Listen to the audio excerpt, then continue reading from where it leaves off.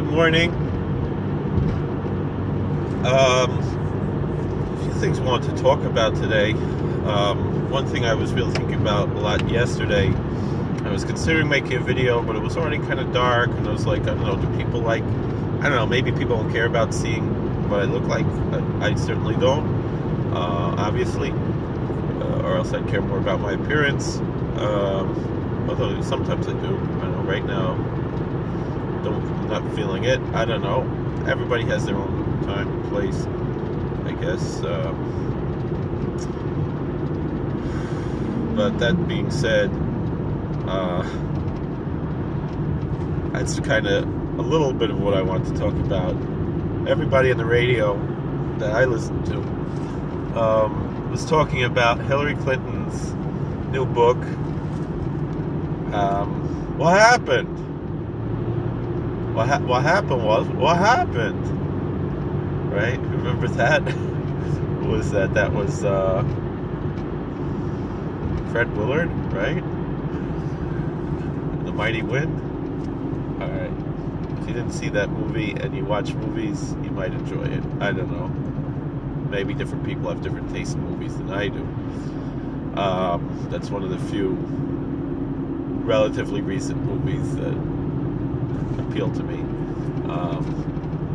Although it's not 100% appropriate, it's not that bad as far as current movies go.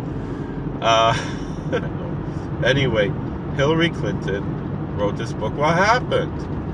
And she's like blaming everybody else, blaming James Comey, blaming Bernie Sanders, blaming the Russians, blaming everybody but herself.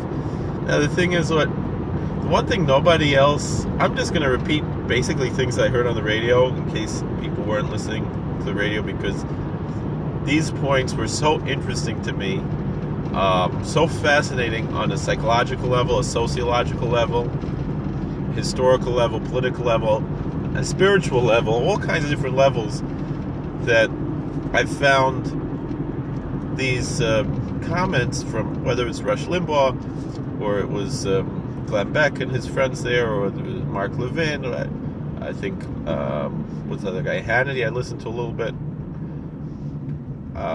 Rush Limbaugh really hit it out of the park yesterday. Basically, one thing none of them said was like, who on earth would do this? Although Limbaugh kind of touched on this for a bit, meaning when John McCain lost to what's the guy's name? Barack Obama, right? Did he write a book? Oh, what happened? You know, when Jimmy Carter, right, lost to Reagan, did he write? Oh, what happened? You know, I mean, what? When Barry Goldwater, you know, lost, he didn't write. What happened? None of these people wrote what happened. You know, when Nixon even lost to Kennedy, there's no what happened. There is nobody would in their right mind write such a book. Like, how narcissistic do you have to be to even like think to write a book like this? So Rush Limbaugh, he brought from the book, he's like, he couldn't believe that Hillary Clinton wrote this and wasn't ashamed to write this.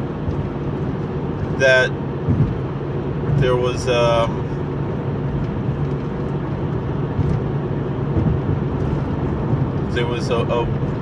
woman who was upset at her daughter, you know, was 18, 19 years old, whatever, and she didn't vote. Her daughter didn't vote. And she brought her daughter to a Hillary Clinton book signing and demanded that she apologize to Hillary Clinton for not voting. And ostensibly, I would guess that would mean not voting for her, you know, but not voting at all, but not voting for her, you know. And Hillary said, you know, she didn't say anything to her, but inside of her, she was like, oh, I really wanted to give it to her. Like, how dare you? What's wrong with you? How can you shirk your responsibilities like this and this and that? Now, most likely, you know, who knows what state it was in, whether her vote would have really made a difference, you know. And obviously, of course, the point is that there are plenty of people who didn't vote, you know, and but come on, like, and so Limbaugh said, you know, if someone in his audience, you know, who's a fan of his, felt that something that one of their kids did, you know, somehow was pogea in the kavod, I don't know how you say, somehow insulted Rush Limbaugh, and they would bring, and they saw Rush Limbaugh in the airport, and they bring their kid up to Rush Limbaugh and say, and the parent would say, you apologize to this man for what you did, whatever insult or whatever. Rush Limbaugh said, not only wouldn't he think, you know, he said in this story Hillary Clinton didn't say anything and just signed the book, whatever, but she was thinking, what kind of musar could she give? I don't know how do you say, what kind of rebuke could she give to this young woman? How at such an important time you didn't vote and you shirked your responsibilities and blah blah blah blah blah blah blah. And I believe very strongly that, you know, everybody should vote, but of course you should also be educated and learn, you know, about what the country means, what the Constitution means. Understand what this is all about. It's not a popularity contest. It's not a, you know, whatever. But let's put it aside. So Limbaugh said, if some parent would insult their kid like that, embarrass their kid like that for his honor, he would, like, try to be easy on the kid, and it's like, you know, there's nothing for you to apologize for, you know, sorry, it's fine. He might even say something to the parents like, why are you embarrassing your kid like this, you know? The kid would probably feel good, and you know, although he probably wouldn't say that to the parent, but he'd want to be nice to everybody, you know. And he what Rush Limbaugh said was like this. He said, Hillary Clinton was so arrogant that she felt that this was owed to her. She felt that even the election itself was beneath her. Why should she have to go through all of these machinations of even having an election? I mean, she should have just, you know,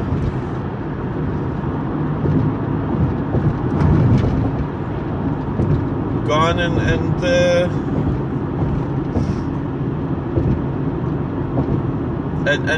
been appointed president. Why should she have to go through an election process? You know, he said, you think that's crazy to say, but he said that's what's really going through her mind. She feels that it's owed to her. She feels that she deserves it. She doesn't have to do anything to even get it because she's Hillary Clinton. You know, why are we even talking about Hillary Clinton now? I mean, do you think, I mean, you know, in the, what month is it now? September. So we're like 10 months after the election.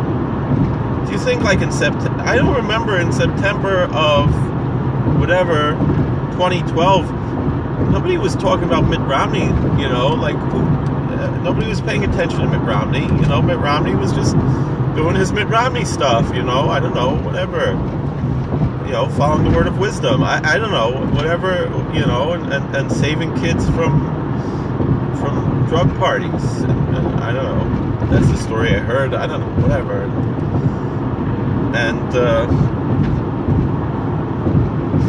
you don't know, I mean, why is Hillary Clinton even, I mean, Mitt Romney didn't go and write a book about why he lost, like, what is this? I mean, that part, nobody talked about, but the thing, it's like, so, Rush Limbaugh, he said that there was a story in the Daily News about Hillary Clinton had a book signing She was scheduled to be there 11 o'clock in the morning. She hasn't arrived till like 11:50. She's like almost an hour late. Sorry, I keep saying like, but all right. Like, whatever,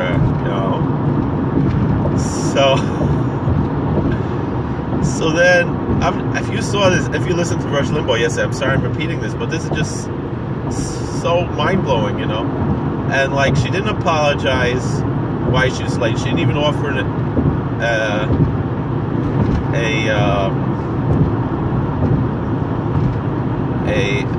what do you call it, an explanation. She didn't thank the people for coming out. She didn't, she just gave these generic robotic signatures with nothing personalized. She didn't talk to people. She didn't engage anyone in conversation. She just ignored everybody. One journalist tried to approach her about her scandals, and she just like laughed at her, and like the security took her away. Like all the people who came to security, there was like all the security, you couldn't have food or drink or anything, and like she didn't even look at the people. She just signed the book, and like she's totally impersonal. She has no, like, I go sometimes to these conventions where you go and you meet like celebrities and stuff, and they sign your signatures, they give you the autographs and stuff, and like most of them are like really friendly and like down to earth. Not all of them. Sometimes, especially at the end of the day, or they're tired or they're old or whatever. I understand, but even one who I remember, like one time, like I kind of felt like I was annoying him, but then like I met him another time and he was really outgoing and friendly and like went out of his way to engage with me and my family, and I really appreciated that. And like they're always thanking you, and like I remember we met Pete and Pete, from Nickelodeon, and like they were like, "Wow, thank you for remembering our show." I was like, "What do you mean? Like it was only from the 90s. We're not talking about." I mean, I remember shows from before I was born, that I watched, reruns, like. I mean, I really thought it was cool meeting Larry Storch, and he was so friendly to us, and like, so like the thing is, and like the same thing, if I would, who was like really friendly was like Joel Hodgson. He was like amazing, and like we were like starstruck. Like Joel Hodgson from Mystery Science Theater, Joel, and he like remembered us, like we saw him like 3 times, and we were like, oh my god, like it's Joel, And like, if I would run into Joel, like in the airport or something, I know I could like have a conversation with him. But like, even like, so then what Rush Limbaugh said was like, if you're a Trump supporter and like you would run into Donald Trump at the airport, like, you would think of nothing of like just talking to him and having a conversation with him. You would feel like, this is your buddy, this is your friend. Like, and like Donald Trump is like a normal down to earth guy, even though he's very rich and he's kind of stolzy, but like he's very confident, but still like he would want to talk to you, like that's what I've heard about him, like from people who have met him, people, like they're all like, he's so down to earth and friendly and normal, and he likes to talk to people and stuff, and like, whereas like Hillary Clinton, she doesn't like to talk to people. She doesn't, and like, I don't know, I heard like she was like throwing stuff after she lost and screaming and yelling and having a temper tantrum, and like this is just like a prolonged temper tantrum. Like this book, like what the hell is this? Excuse my language, but I'm like, what on earth? How, like, seriously, I mean, let's put politics aside, because like Obama was a cool guy, I could picture, theoretically schmoozing it up with Obama too. Although the thing is like, I believe, like deep down, there's a certain arrogance to him that's along the lines of the Hillary Clinton type arrogance, but at least he knows his place enough that he would try to engage, and he's good enough of like an actor that he could pretend to care, Whereas Hillary Clinton just wouldn't, and Bill Clinton, I think, really would care. Like Bill Clinton, he's like, and again, I think he's a sleazeball. I think he's, whatever. But like, I mean, not that I'm a saint, but just like, however, like, I could totally picture like, just having a schmooze with Bill Clinton or with George W. Bush or, like all these people, they're like down to earth, normal people who, like you could like have a little bit of conversation with them. Whereas like a lot of these like Hollywood type people, like, even though like they're just phony, like, I don't know. I mean, it's not nice to talk about the dead, but like people say like Jerry Lewis was like a real jerk. You're like, I don't know, like he put on this whole act, but like there's so many stories of it. But like even him, who like, deep down, like, the left lane is closed. I thought the right lane. What is this? All right, whatever it is, I don't know. Like he would also usually like pretend, at least when he was on stage or whatever, Like Hillary Clinton, even when she's on stage, like she didn't pretend. I don't know. So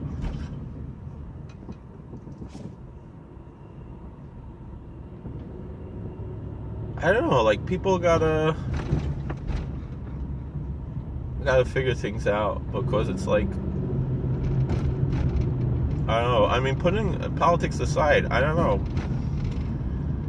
I mean, if people really studied Donald Trump, they would realize that he's not a politician, He's just, no, he's not a regular guy. He's probably a time traveler. His uncle like got all of Nikola Tesla's papers.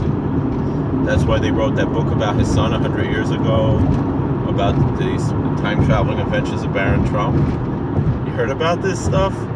I don't know, it's all over YouTube. I don't need to repeat it, but it's like pretty crazy, the kind of conspiracy theories and stuff about Donald Trump being a time traveler and traveling, and that his son was a time traveler. Because there's like actually like there were two, like, you probably like call them like young adult novels these days, that were written like 100 or like in the 1890s about a time traveling kid named Baron Trump. And like there's one picture of him that kind of looks like Baron Trump, and like he's actually a time traveler. And so I don't know, look that up, although they say Obama's also not a time traveler. What's this theory about Obama like went to Mars, and like they had like, when he was a kid, they had this program where they would send children young people to Mars through like a teleportation device. You heard about that one? Yeah, that's pretty cool too. I don't know if any of this stuff is true. Anything's possible, especially, they say the government has a lot of secret technology and stuff. I mean, that we know, because like every couple of years they come out with like what they've been keeping secret for the past 10-20 years. Like every now and then they'll admit. So like this, if that's what they've been doing, so like most likely the same thing is going on now. They have technology that they're not telling us about, whether it's time travel, whether it's free energy, whether all these types of things. I mean,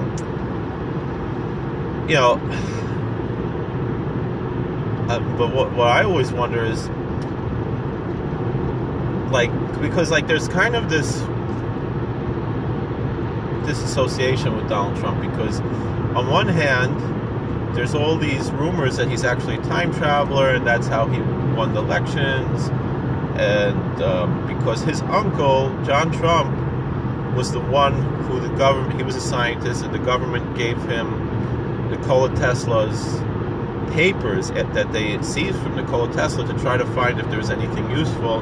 And the official statement was there was nothing useful, but then when there's like freedom of information, like it's always like all blocked out. There's so much stuff that they won't release from Nikola Tesla. So I don't know, whatever. So then, but the thing is like, that's on one hand, but then like on the other hand, it kind of seems like Donald Trump is kind of aloof from the powers that be, because like, you know, if you look at like George W. Bush and Barack Obama on Jimmy Kimmel when they asked him about extraterrestrials, it's obvious like Obama like just said it straight out, openly, and like in a kind of joking way in order that people should think he's kidding when he's really telling the truth about the aliens. And Bush was just like, you could see like the trauma on his eyes when Jimmy Kimmel asked him about that. And it seems Hillary Clinton, she's privy to a lot of these things. It's well known that she's very interested in UFOs and stuff. Like, although she has like, again, like I spoke about in a different video, like a certain arrogance about her, and how I had a theory that if she would have won, and I was very nervous that, you know, what would happen if she won, that she would try to do some kind of like false flag thing to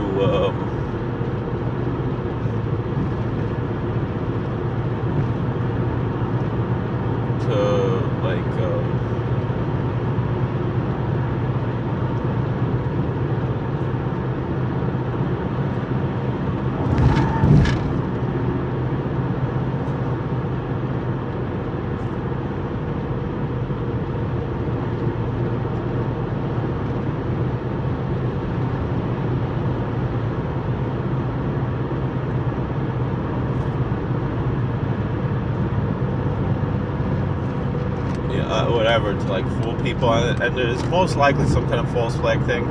I kind of have this feeling that like Donald Trump is not really privy to that information in the ways that these others like are. I don't know, and like they're kind of keeping him in the dark. But on the other hand, it's kind of strange because like maybe he is a time traveler. I don't know. This is, you know, if you think I'm crazy, just assume it's satire. That's my my answer to everything. If you're offended by anything I say, again, just assume it's satire. Then you're not going to be offended, right? I mean, that's how Saturday Night Live does it, right? Okay. Did I pass that exit already? Exit 7? All right, because anyway, I got to go to 6W. Well. Alright, well, thank you for watching. Sorry that this video started out kind of serious, ended off kind of crazy, kind of silly, or did it? Oh, I know there's still groundhogs this time of year. I haven't seen any groundhogs in a while, but just been too busy to look at groundhogs. I just gotta work. Well, I like working. Alright. It doesn't even feel like work. So, what else could we speak of today? It's almost Rosh Hashanah. Alright, I'm almost at work now anyway. I'm getting off my exit. It's probably time to stop making this ridiculous video. Kind of questioning whether or not I should upload it, but if you're watching it, that means I did. Well, thank you for watching. God bless. Please like, share, and subscribe. Comment. And put, you know, if you want me to make a video about something, talk about something, you know, you can contact me either on Facebook or Twitter or here on YouTube, or email me or call me. You know, people actually do that, and then quite often I'll make a video about it. Sometimes yes, sometimes no. Depends on how I'm feeling at the time. That's all I gotta say, because I'm going to work now and I gotta start my group in about 7 minutes. Alright, God bless you. God bless America. Please like, share, and subscribe. Comment. I even appreciate most of the nasty comments, because they're comments and they count for something. And it means that you're watching. So like, you know, I noticed that my YouTube revenues have gone from like $2 a month to like $3 a month. So that's like, you know, a 50% increase. So if I just like do that every week, I'll be like, you know, like then I'll go to like, right, from 2 to 3, then to from like 3 to like 4.5, and then 4.5 to like, I don't know, 7, and from 7 to like 12, and like eventually, and then like it gets bigger and bigger exponentially, right? 12 to like, I don't know, like 18, then 18 to like 27. Still not that much money. But then you keep doing that, right? 27 goes to like, I don't know, 45. Then it goes to like 72. Then, right, keep going by the 9s, right? Once you get there, that like $72 a month, that's pretty good. And then it's like, I don't know, 144, you know. Then you're really cooking with gas. Then it's like $144 a month. That's over $1,000 a month just sitting and talking to my phone, doing nothing, driving to work. You know, that's pretty good. You know, and then it could get more. You know, if I just get more and more viewers, more and more subscribers, could get, then it's like $300. Then once you get to 300, then it's like almost 500, then like 800, and like over 1,000. Then I'm paying my rent just making YouTube videos. That's not bad. I would be happy with that. So like, share, and subscribe, even if you hate me, even if you want to make fun of me. It's pretty good. You know, you could do it too. There's no limit to the YouTube thing, you know. All right, I gotta go to work. I'm not gonna quit my job if I get rich on YouTube. I'll still do it, you know.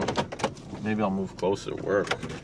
Although then I won't have as much time. No, I'll probably just keep things the way they are, and then I'll just not have to worry about that. I'll be paying for my gas with YouTube, you know.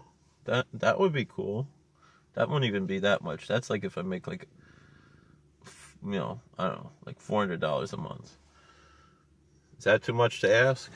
I think I have a Patreon account too, where you could just send money on YouTube also. I don't know. I gotta get more subscribers and followers to make that really feasible. So tell your friends. All right, God bless. Please like, share, and subscribe, and all the best.